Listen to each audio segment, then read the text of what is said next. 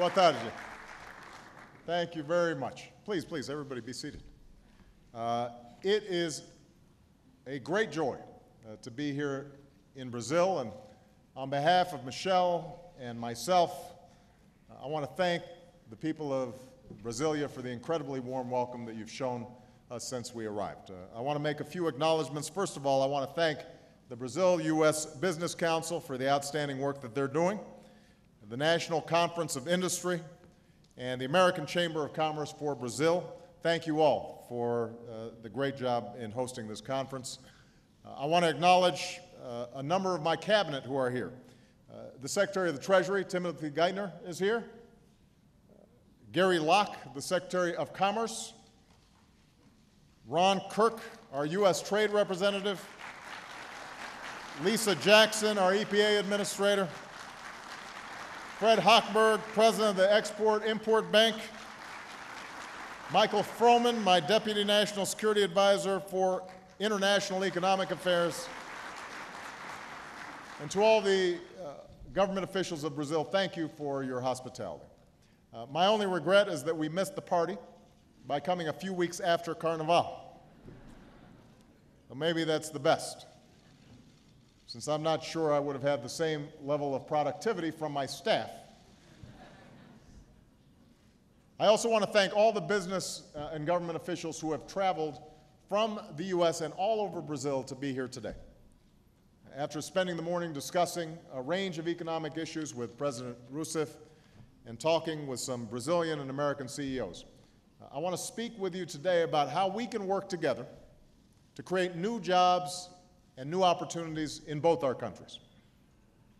In the last 2 centuries, there has never been a moment of greater promise for Brazil. You now have the 7th largest economy in the world and one of the fastest growing of any country. In the span of nearly a decade, tens of millions of Brazilians have been lifted out of poverty. Nearly half of your population is now considered middle class. Instead of relying on the helping hand of other countries, you are now extending a hand to help developing nations. You grow much of the world's food, supply much of its biofuels, and will host the 2 largest international sporting events in the world. And as I mentioned at the joint press conference with Madam President Rousseff, I'm still a little hurt about the Olympics coming here instead of my hometown in Chicago. But I know you'll do an outstanding job. So what has been accomplished here in Brazil is nothing short of remarkable. It's often said that Brazil is a country for the future. Well, that future has now arrived. And despite the uncertainties of the last 2 years, Brazil has stepped onto the world stage as a major financial and economic power. You did not arrive at this point by simply chance or good fortune. Your success came because of hard work and the perseverance of the Brazilian people, the entrepreneurial spirit of many in this room, and the vision of leaders like Presidents Cardoso and Lula. What these leaders realized, and what President Rousseff understands, is that the surest path to prosperity for Brazil involves free people and free markets. In a region of the world where the legacy of colonialism is still fresh, there was a legitimate concern in the last century that opening your economies to more trade would lead wealthier countries to extract resources without regard to your own nation's development. I understand that. At the same time, many Latin American nations, including this one, lived through decades of dictatorships where closed economies failed to produce decent standards of living for the vast majority of people. But over the last decade, Brazil has proved the world that there is another way. You've shown that participation in the global economy can lead to widespread opportunity at home. You've shown that the spirit of capitalism can thrive alongside the spirit of social justice. You've shown that democracy is still the best path to economic progress. For when governments are accountable to their people are more likely to prosper. In the United States of America, we have always shared these beliefs. Like you, we threw off the yoke of colonialism and established our independence in the New World. We, too, are a vast nation of immigrants from different backgrounds and cultures who find strength in our diversity, strength and unity in our national pride. And as the two largest democracies and economies in the Western Hemisphere, we share a belief that all human beings deserve the chance to shape their own destiny and fulfill their God-given potential. For all these reasons, the United States supports the rise of Brazil as a global power. That's why we work to empower the G20, where Brazil has a prominent seat at the table, to be the premier forum for international economic cooperation. That's why we supported a bigger role for Brazil in various international institutions, such as the IMF and the World Bank. And that's why Brazil is my first stop on my first trip to South America, because we seek a deeper partnership with your government and a closer friendship with your people. We believe that strengthening our economic ties will create new jobs and opportunities for both of our nations. As the United States looks to Brazil, we see the chance to sell more goods and services to a rapidly growing market of around 200 million consumers. And for us, this is a job strategy. When our businesses send more products overseas, it supports the workers who make and sell those products. Now, I think most American businessmen who are here understand this. For every $1 billion in U.S. exports, we see 5,000 U.S. jobs. Already, our exports to Brazil have more than doubled over the last 5 years, growing twice as fast as our overall exports and faster than our exports to China. We now sell $50 billion worth of goods and services to Brazil. And those sales support more than 250,000 jobs in the United States. For example, after one small business in North Carolina attended a trade forum in Sao Paulo last year, they came away with a manufacturing deal that sent auto parts to Brazil and led to the hiring of new workers in the United States. Capstone Turbine in California recently sold $2 million worth of high-tech energy equipment that will support jobs in America and serve millions of Brazilians in the years to come. And the government of Brazil recently purchased helicopters that will support U.S. manufacturing jobs from Pennsylvania to Alabama. These exports don't just mean jobs for the United States. They also mean more services and more choices for the people of Brazil. From telecommunication and information services to machinery and clean energy technology, American companies are contributing to the economic growth that is raising the living standards of Brazilians everywhere. And our businesses don't just make that contribution by exporting to Brazil, but also through billions of dollars in direct investment that supports jobs and businesses in both our countries. Of course, our economic relationship isn't just a one-way street of U.S. exports and U.S. investment. The United States is the second largest market for Brazilian exports, supporting tens of thousands of jobs and businesses in this country.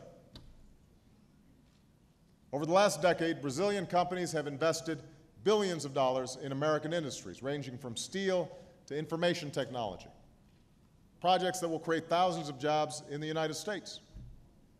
At the end of 2008, U.S. subsidiaries of Brazilian firms employed more than 42,000 U.S. workers. So there is no question that the United States and Brazil benefit from the economic ties we've developed over the years. There's also no question that strengthening those ties would be a win-win for both our nations. And I'd like to mention 4 areas where I think we can do just that. First of all, I'm pleased to announce that President Rousseff and I just completed an agreement for a new economic and financial dialogue. It's time for the United States to treat our engagement with Brazil on economic issues as seriously as we do with nations like China and India, and this dialogue will help us do that.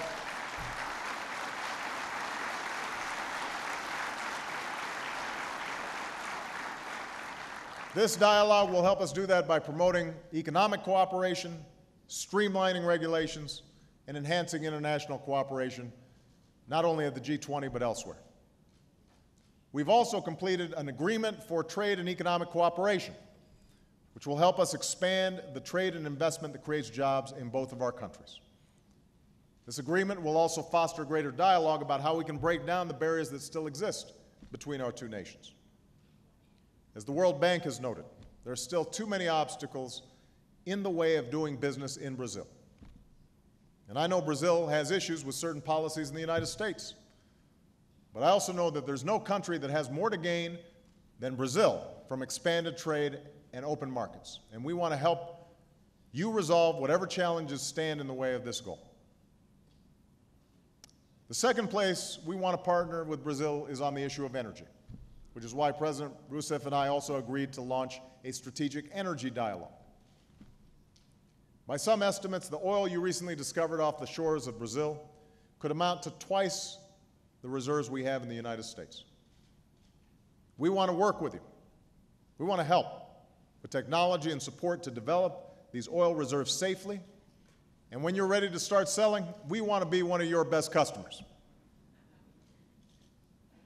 At a time when we've been reminded how easily instability in other parts of the world can affect the price of oil, the United States could not be happier with the potential for a new, stable source of energy. Now, even as we focus on oil in the near term, we shouldn't lose sight of the fact that the only long-term solution to the world's dependence on fossil fuels is clean energy technology. And that's why the United States and Brazil are deepening our cooperation on biofuels, and why we're launching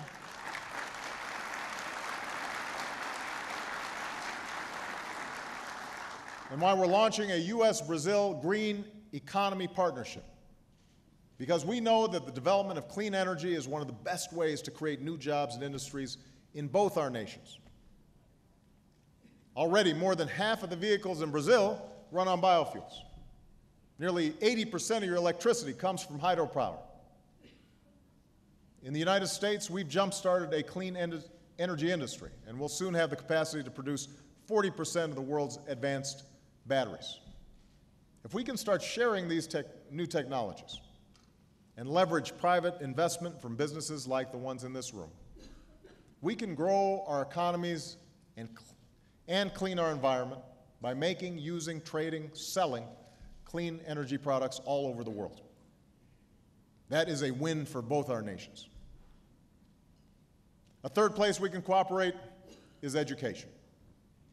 I was speaking over lunch with President Rousseff, and we agreed a knowledge-based economy will be the key to growth and prosperity. And that means a skilled and educated workforce. The more our young people, the more our students, the more our workers are exposed to new cultures and new ideas, the more equipped they'll be to compete on a global scale. And that's why I'm so pleased that American and Brazilian business leaders have expressed interest in increasing student exchanges between our nations. Because when we invest in our people, we invest in our future.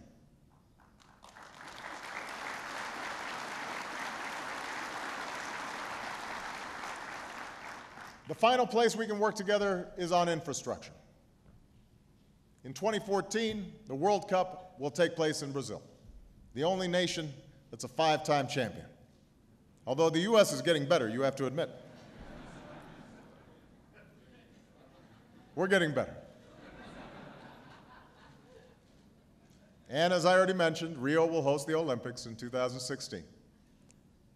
But even though we lost a hard-fought contest, the United States doesn't just want to watch from the stands. Brazil is expected to invest over $200 billion to prepare for both of these events. And as you look for businesses to design and build new roads and bridges and stadiums, American companies stand ready to help you meet this challenge on everything from engineering to manufacturing to construction. We want to see these games and this nation succeed. So these are just some of the steps we can take to strengthen the ties that bind our two nations, ties that offer the promise of greater prosperity and opportunity for Americans and Brazilians alike. And yet, for all the deals and agreements that we may sign, the true potential of our partnership will only be realized by forging relationships between our people, between business leaders, entrepreneurs, scientists, engineers, teachers, students, and over 1 million citizens who travel to the U.S. and Brazil every year. Like all friends, we may not agree on every issue. We won't always take the exact same path. But as the two largest democracies in the New World begin the second decade of a young century, let's never forget all that we share. In the United States, we believe in what's known as the American dream.